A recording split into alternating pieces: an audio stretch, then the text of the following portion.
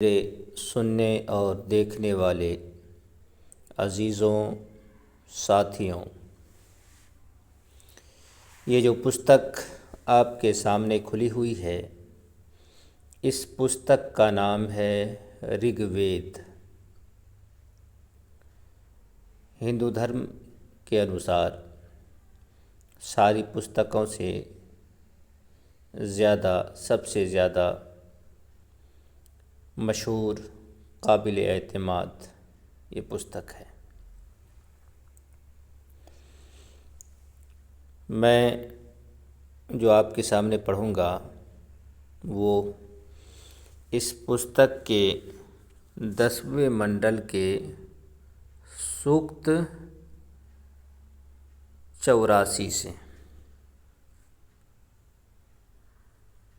84 नहीं 85 पढ़ना है। ये 85 मैं आपके सामने पढ़ूँगा। इस सूक्त का नाम है देवता सोम। इस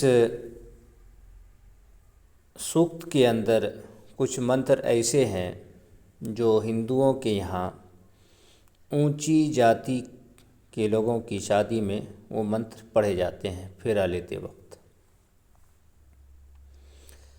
इसके अंदर मुझे एक चीज़ दिखानी थी। वो जो नीतीश कुमार जी संसद में बोले थे और उस पर काफ़ी हंगामा हुआ था। हालांकि वो जिस तरह से बोले थे उस तरह से उन्हें नहीं बोलना चाहिए था, लेकिन उससे ज़्यादा खुली हुई बात आपको यहाँ देखने को मिलेगी। मैं वही चीज़ देख रहा था तो साथ साथ और भी बहुत सारी चीज़ें आ गई,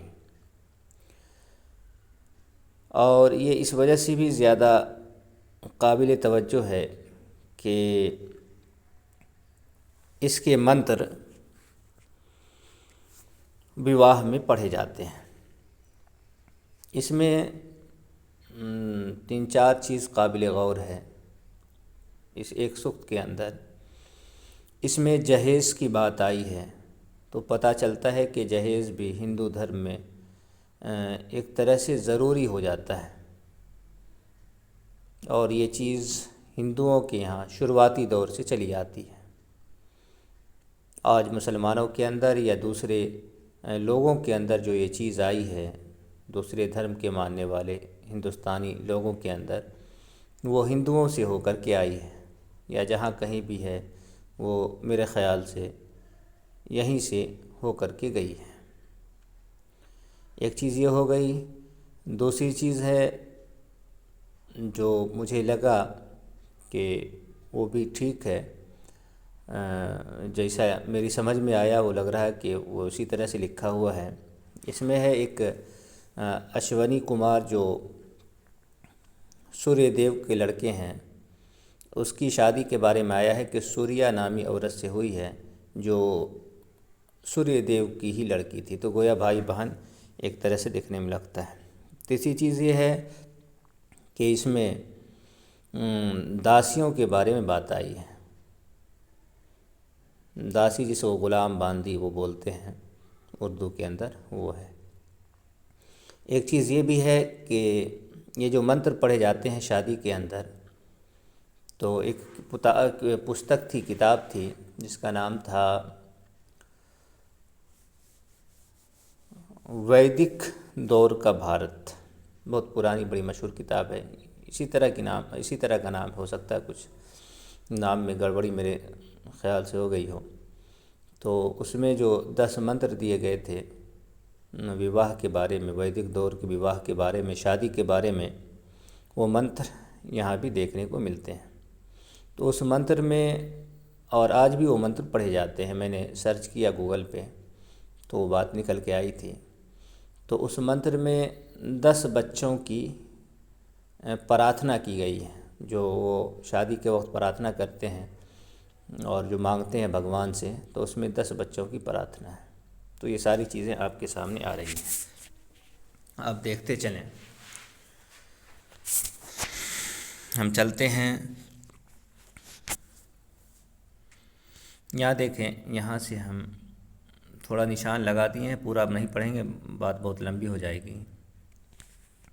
यहाँ देखें क्या लिखा है, सूर्य पुत्री सूर्या के विवाह के समय रेभी नामक ऋचाएँ उसकी सखिया बनी थी तथा नाराशंसी नामक ऋचाएँ उसकी दासियाँ बनी। तो यहाँ दासी की भी बात आई है। आगे चलते हैं।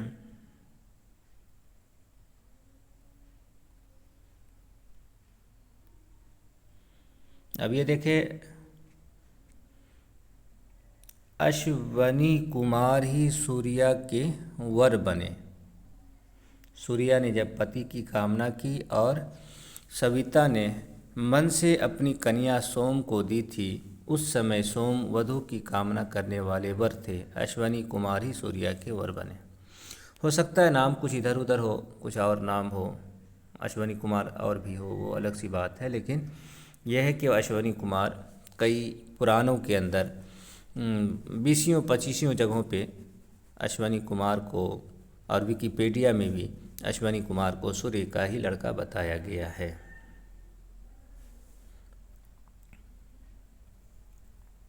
आगे देखते हैं।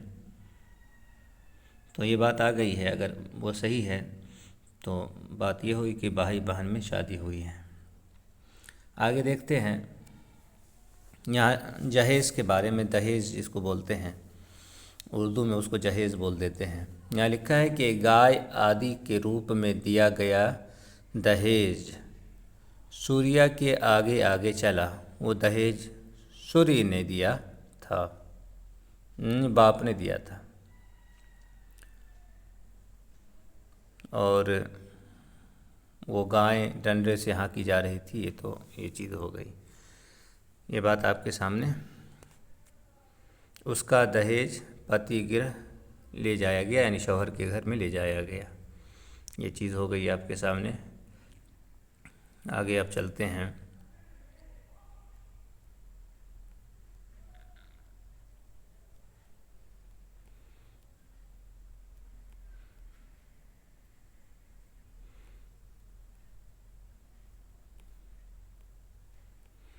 यहाँ दुआ दे दिया जा रहा है। हे देवी, जिस मार्ग से हमारे मित्र कन्या के पिता के पास जाते हैं वो मार्ग कंटक रहित एवं सरल हो।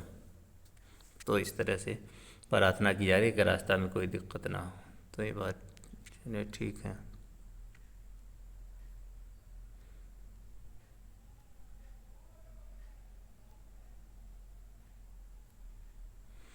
यहाँ देखिए, हे कन्या, पूषा तुम्हारा हाथ पकड़कर यहाँ से ले जाए। पूषा एक देवी है।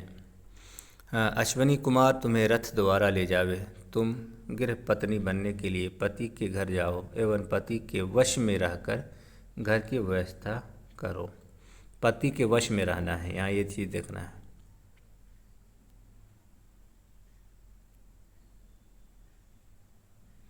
और फिर वो बताया, हे वधू तुम इस पति गृह में प्यारी।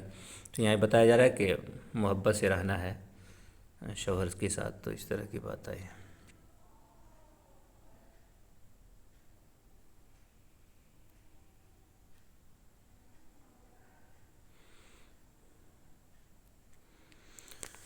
और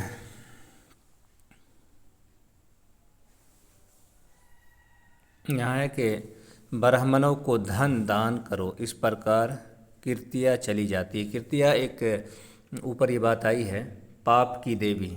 जब शादी होती है तो शादी के वक्त, शादी में उसमें बाधा डालने के लिए और उसको नुकसान पहुंचाने के लिए एक देवी है कीर्तिया।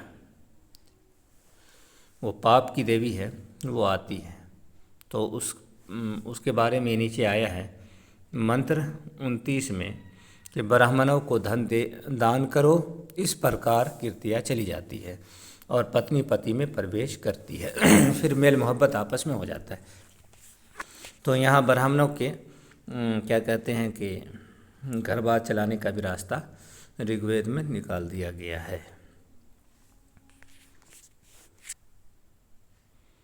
इसको भी ध्यान देना है कि ब्राह्मण का लफ्ज़ आया है कि शादी विवाह जो कराएगा वो ब्राह्मण ही कराएगा और दान दक्षिणा वही लेगा। ये बात भी ध्यान देने के लिए लायक है।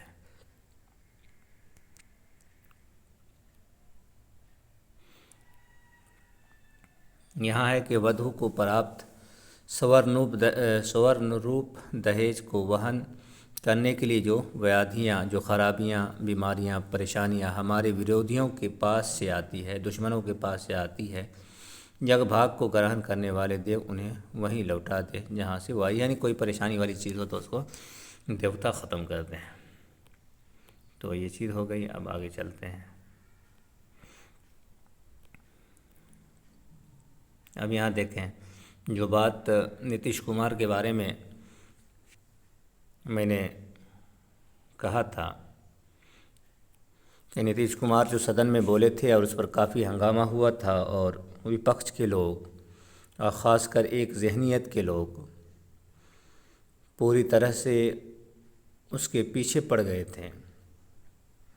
अब नीतीश कुमार की वो बात देख लें, और वो इतनी ज़्यादा वो बात फैल गई है कि घर घर वो बात पहुंच चुकी है। इतना उस खबर को हाईलाइट किया गया, इतना हाईलाइट किया गया था कि 4-5 दिन तो यूट्यूब पे वही खबर दिखाई जा रही थी सिर्फ़ और सिर्फ। तो जो कुछ नीतीश कुमार बोले हैं वो आपके जहन में हो, और ये जो मंत्र है 37वां मंत्र है ऋग्वेद के 85वें सूक्त के, उस मंत्र को आप देखें। यहाँ क्या लिखा है पूषा, मनुष्य जिस नारी के गर्भ में बीज बोते हैं उसे तुम अतिशय कल्याणी बनाकर भेजो। यहाँ तक तो खैर बात अपनी जगह पर है।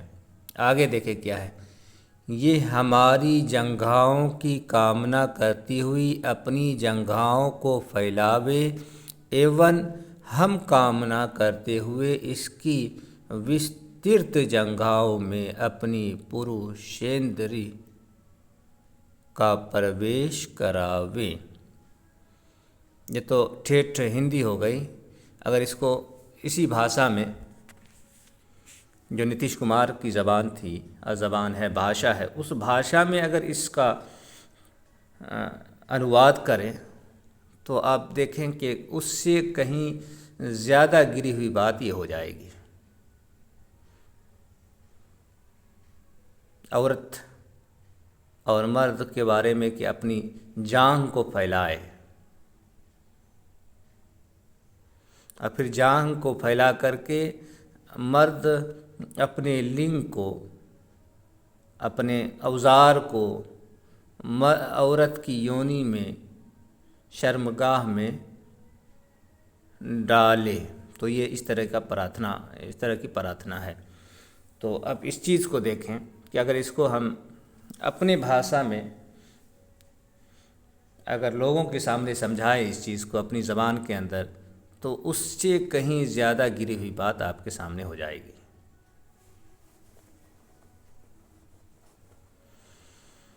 विस्तृत जंघा कहते हैं चौड़ी, चकली चौड़ी, वो जो फैली हुई जांघ, उसको, और जो गोश्त भरा हुआ जांघ होता है उसको, या हाँ यही समझ सकते हैं आप, तो उसको फैला दे।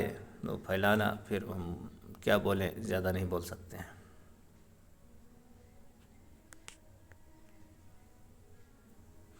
यहाँ देखें एक बात और, कितनी मज़ेदार बात आ गई है, और वो लोग जो जानते हैं सनातन धर्म को वो इस बात को जानेंगे। मंत्र 39 है। इसमें है कि अग्नि ने आयु और तेज के साथ पत्नी पुनः पति को प्रदान की। इसका पति दीर्घ अवस्था वाला बनकर 100 वर्ष जिए। अब यहाँ देखें, इनका कहना है कि वेद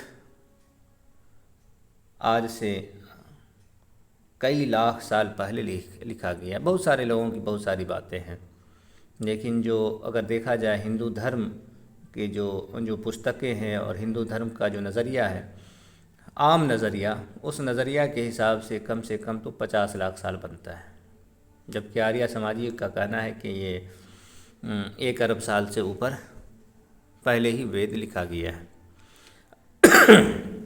अब एक बात आप ख्याल के अंदर रखें, जैसे राम जी हैं, इनके यहाँ 4 युग हैं, सतयुग, त्रेता युग, द्वापर युग, कलयुग। सतयुग 17 लाख साल, त्रेता 12 लाख साल, कुछ 12 लाख साल और कुछ ज़्यादा इससे। इसी तरह त्रेता जो है 8 साल, द्वापर 8 साल और कलयुग 4 लाख साल। ये लाख के साथ है। 17 लाख, 12 लाख, 8 लाख, 4 लाख। राम जी त्रेता युग के आखिर में पैदा हुए थे, तो इनके वालिद जो थे, इनके वालिद 55,000 साल तक राज किए थे। राम जी 11,000 साल तक राज किए हैं। तो उस ज़माने के अंदर इतनी ज़्यादा उम्र होती थी, और बाज़ का इससे भी ज़्यादा तज़किरा आया है। जैसे परसों तरसों एक पुस्तक देख रहा था, मत्स्य पुराण, उसमें एक आदमी के राज के बारे में आया है, 1 अरब और कई करोड़ साल आया था, उतने सालों तक उसने राज किया था। कोई असुर ये था, दानव था, उसके बारे में ये बात आई थी। तो अब यहाँ देखें, अगर इनका ये कहना है कि अगर ये उस ज़माने की पुस्तक है और राम वगैरह से पहले की पुस्तक है, तो फिर लंबी उम्र, यहाँ कह रहे हैं कि इसका पति लंबी उम्र वाला बनकर 100 बरस जिए। तो यहाँ 100 बरस जीने की दुआ दे रहा है, अग्नि से प्रार्थना कर रहा है ब्राह्मण। तो ये तो बहुत मिलावट सा लग रहा है। हालांकि ये बात, इसी तरह की बात जो है, और यहाँ से वो मंत्र शुरू हो जाते हैं जो मंत्र शादी के अंदर पढ़े जाते हैं।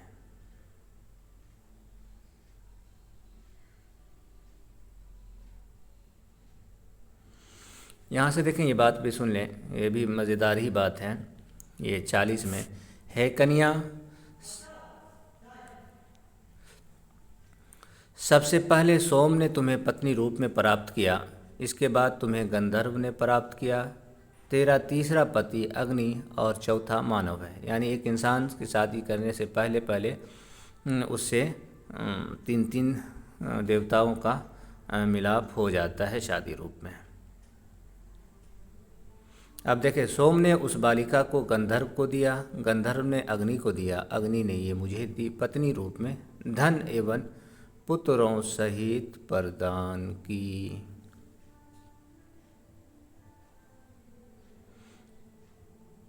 और फिर यहाँ देखें, वो हे वर और वधू, तुम दोनों यहीं रहो, एक दूसरे से अलग मत हो। तो ये ठीक है। यहाँ कुछ नसीहत वाली बात भी है। आगे देखें, ये चीज़ भी देखने योग्य है।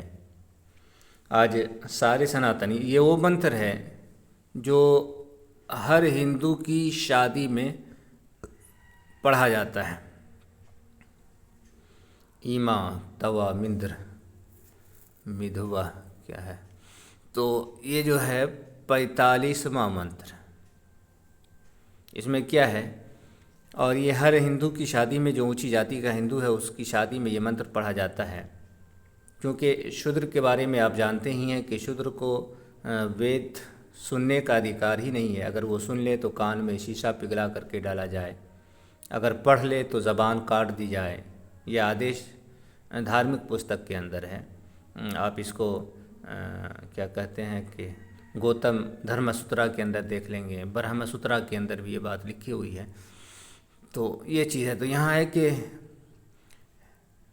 तो ये ऊंची जाति के हिंदुओं की शादी में ये मंत्र पढ़े जाते हैं। यहाँ क्या है, हे अभिलाषा पूरक इंद्र, तुम इस वधू को शोभन पुत्रों वाली एवं सौभाग्यशालिनी बनाओ। तुम इसमें मुझे 10 पुत्रों को दो एवं मेरे पति को 11वां करो। अब यहाँ देखें कि 10 पुत्रों की कामना की गई है, हालांकि लड़का ही मांगा गया, लड़की नहीं मांगी गई है। ये भी गौर करने वाली बात है। चलो 10 है तो 10 में एक, अगर 10 लेना है तो एक और ज़्यादा बढ़ा के एक लड़की भी मांग लेते हैं।